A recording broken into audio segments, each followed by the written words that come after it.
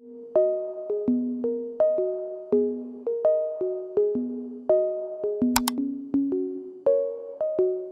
guys! Welcome back to the Common Cozy Corner. We are going to be doing a little reading. Here's our two books, A Court of Wings and Ruin and Red Rising. Both very popular books. Both books I have not read. I'm actually in the middle of my ACOTAR read. First time I'm reading it through. I read the first book maybe October, November, I think November. And then I read the second book, Court of Mist and Fury, in December, towards the end of December. I'm not very good at, I don't know if you're like me. I'll start a series, right? I will, in that moment, immediately want to go on to the next book. But then I don't, because I think to myself, oh, well, I'm going to like it too much and then it's going to be over, so I can't read it yet. And then sometimes I don't get to it for a really long time. So I've already started this one actually, and I'm going to show you. I have my Kindle right here. I am on page 168. 24% of the way through. I'm going to switch from my Kindle to the physical book now. I kind of just wanted the experience of reading it physically. These two books are actually library books. I'm pretty picky about the books that I buy physically. I kind of have to know for myself, and then if I'm really liking the series, or if I just really like the standalone, I'll go ahead and buy it. I felt that way about this series after the second book, but I didn't get around to buying the book. So I'm reading this one from the library, and then I think I will get the whole set for my shelves. And then this one, so this book came out, I'm pretty sure, I think it came out it doesn't say, it'll say inside, but I'm pretty sure it came out in, oh my God, look at this. Wait.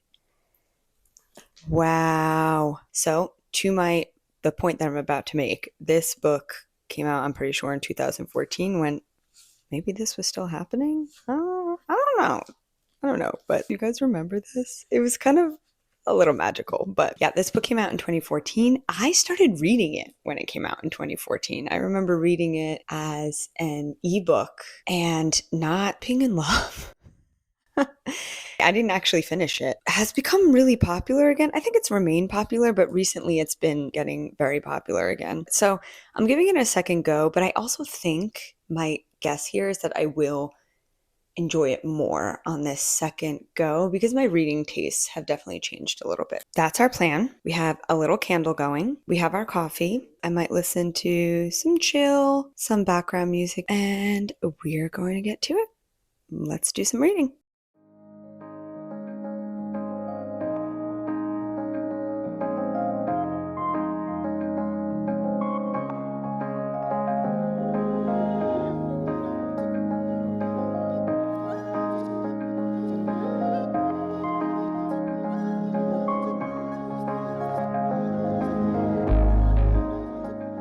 So, I've read another 50 pages of this book. I think I'm going to pause here, have some lunch, and then decide if I want to read a little bit more of this or go ahead and start Red Rising. But before I do, I want to read you two of the coziest descriptions in this book so far. So Reese and Feyre are entering a kind of, I guess, a library in the Night Court. I'm going to read you these two descriptions because they made me feel the coziest. It was as if the base of the mountain had been hollowed out by some massive digging beast, leaving a pit descending into the dark heart of the world. Around that gaping hole, carved into the mountain itself, spiraled level after level of shelves and books and reading areas, leading into the inky black. From what I could see of various levels as I drifted toward the carved stone railing overlooking the drop, the stack shot far into the mountain itself, like the spokes of a mighty wheel. Doesn't that sound amazing? Don't you just want to go there and spend all day, all night just exploring? Ugh, I love it. And then later on, they walk in, we get kind of a picture of what it looks like, and okay, let me read it to you. A neat stack of paper was set to one side. along with an assortment of pens, and the reading lamps were at full glow, merry and sparkling in the gloom. A silver tea service gleamed on a low-lying table between the two leather couches before the grumbling fireplace, steam curling from the arched spout of the kettle. Biscuits and little sandwiches filled the platter beside it, along with a fat pile of napkins that subtly hinted we used them before touching the books. Now, when I started reading, the wind and the rain was picking up, and this is like that totally set the mood and the scene, but look at what it's like now outside. So sunny. Even so, I felt transported. So we're going to pause here. I'm going to get a little lunch, and then I will meet you back here.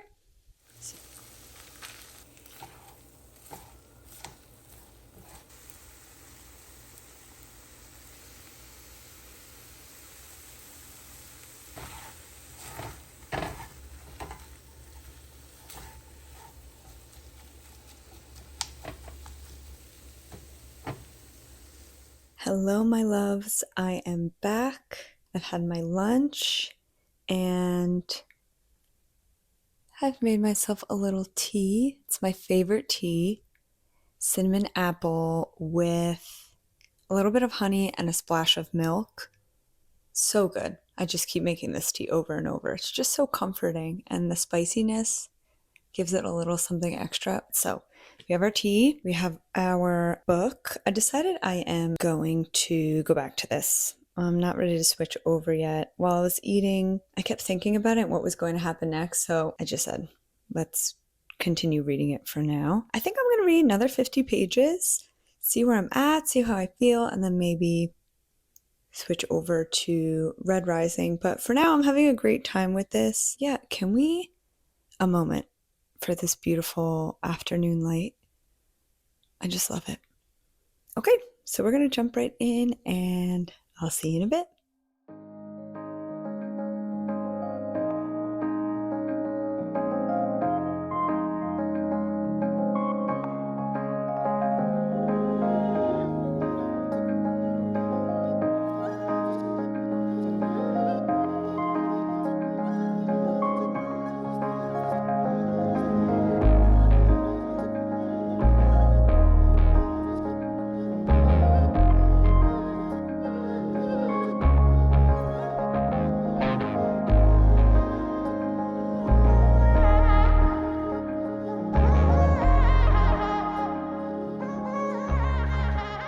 Okay, I'm back and I've read another 50 pages. I'm on chapter 26 and I think I'm going to pause here for now. I have a little bit of work to do. I think I'm going to play my Switch a little bit after that, and then I might start Red Rising, see how I feel. I will say that a lot of this book focuses on, well, I don't know if that's fair to say. There's a lot more of course, Feyre's sisters in this book. I am trying very hard to like Nesta.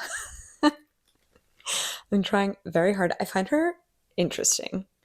I do find her interesting, but I find her kind of difficult to read. At the same time, I get it. She didn't want any of this. She didn't ask for the position that she's in this book. And to be fair, Sarah J. Maas definitely set up Nesta's character from day one. Her personality, who she is, how she approaches things, very much gave us a clue into the very rigid person that she is.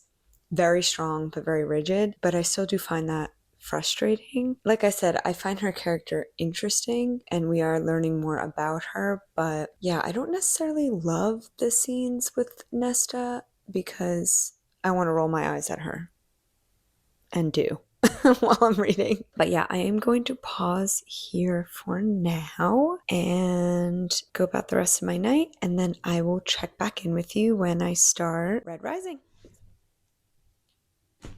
Hello, everyone. It is the next day. I spent the rest of last night playing on my Switch. I finally started the third installment of the Xenoblade Chronicles, and honestly, I'm hooked. So I did that for a few hours last night. I was having a blast, but I also read a lot more of Akawar, A Court of Wings and Ruin. I had switched over to my Kindle, so I'm on page 347. I'm exactly 50% of the way through, and the main conflict has really ramped up. So I've just been flying through. And I will say, one thing I'm really enjoying about this series is that not everyone has the same magical abilities. Some can winnow, some can't, some have wings, others don't. And that has really been refreshing to me. I came to this series after reading a lot of other fantasy romance books, and I often feel like the different type of fae or other fantasy beings aren't distinguished enough from each other. And I don't feel that's the case here, and I've been really appreciating that. I'm someone who really grabs on to the little world building morsels in a story, and I feel like this series has largely delivered, kind of just bringing the world and its people to life. So we will see what happens next. I'm probably going to go back to reading physically. I've just been kind of going back and forth between the two of these, which has been nice. It's kind of whatever's most accessible at the time. But I am finally switching over to Red Rising. I think I'm just going to take a walk outside. I'm going to grab a coffee and I'm going to read in the park for a bit. It is absolutely gorgeous out. So I'm going to stick this in my bag. I'm going to bring it along with me, and I will see you there.